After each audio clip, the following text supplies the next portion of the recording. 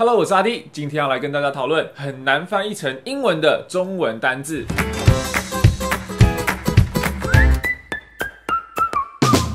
好，那大家都知道呢，前2天发生了一件轰动全台的事情，然后突然之间，所有人都非常关心翻译。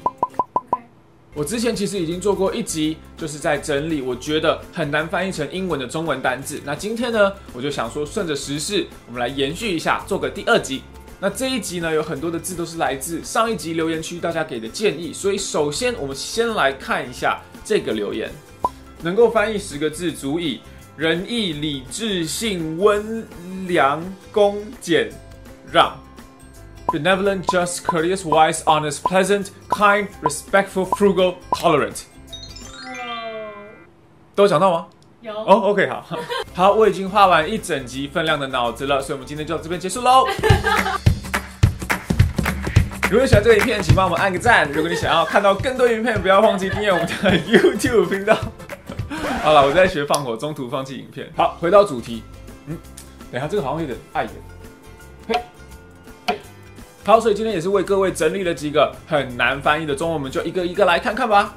虾妹要怎么翻？虾妹是什么样子的人呢？第一个特色就是她自己不知道自己是虾妹，不过她周围的人全部都知道她是虾妹。OK， 虾妹就是只注重外表，常po一些自拍照或者是一些图文不符的东西，然后让人看到就想要翻白眼或者是取消追踪。英文如果你想要形容一个只在乎外表但是内在空空的女生，可以用 bimbo 这个单字。然后通常虾妹会想要在社群网站上面做一些引人注目的事情，那这个的话呢，你就可以用 attention seeking 这个形容词。所以呢，把2个加在一起就是 attention seeking bimbo on social media。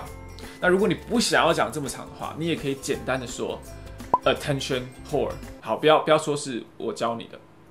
便当要怎么翻？便当是台湾很常见的食物嘛，里面有主食、有菜、有饭。不过呢，在国外可能因为没有吃便当的习惯，所以就会有一点难翻译。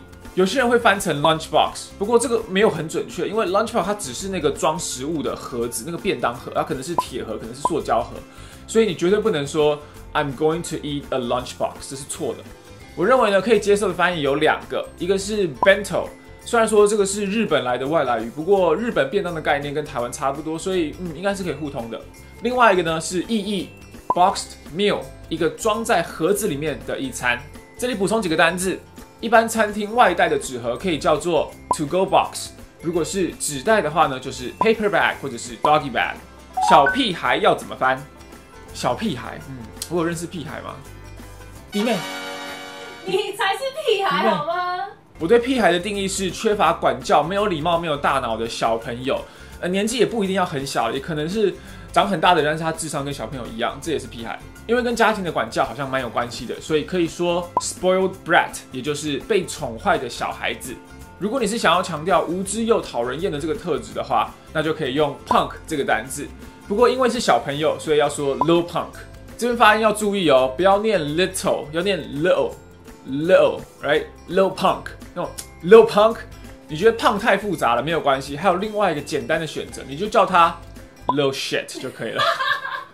撒娇要怎么翻？好，这个真的很难翻译。撒娇是一个可以一字用到底的中文，不过在英文的确没有可以直接对应的单字。小孩对家长撒娇，男女朋友撒娇，宠物对主人撒娇等等各种不同撒娇的状况，可能都要用不同的英文来去叙述。如果是装可爱的撒娇，可以说 act cute。如果是甜言蜜语那种撒娇，可以说 sweet talk。如果是有目的性的撒娇，可以说 butter someone up。那男女朋友之间的撒娇其实可以算是 flirt。然后喜欢窝在一起抱来抱去的撒娇，可以说 cuddly。有没有觉得说中文就好了？学长、学姐、学弟、学妹要怎么翻？这个的话，真的就是因为文化差异而使得难以翻译。我去年有看到一篇毕老师的文章，他就是在解释有关学长、学姐这一类的英文该怎么翻译。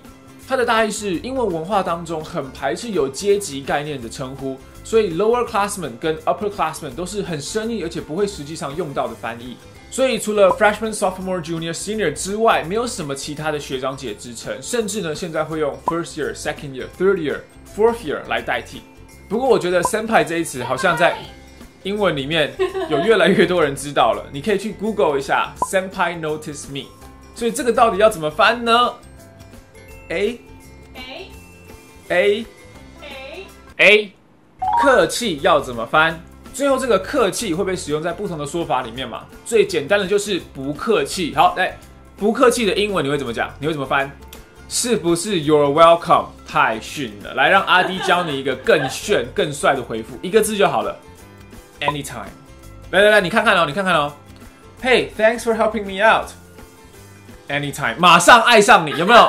马上立刻爱上你。好，回归正题，客气还可以用在你不要跟我客气这种用法里面嘛，意思就是说要对方要求多一点。我第一个想到的用法是 make yourself at home， 不过这个通常是你邀请别人到你家里面才会说的话。对，你在外面讲 make yourself at home， 这很怪哦，对不对？在一个餐厅 make yourself at home，this is not your home。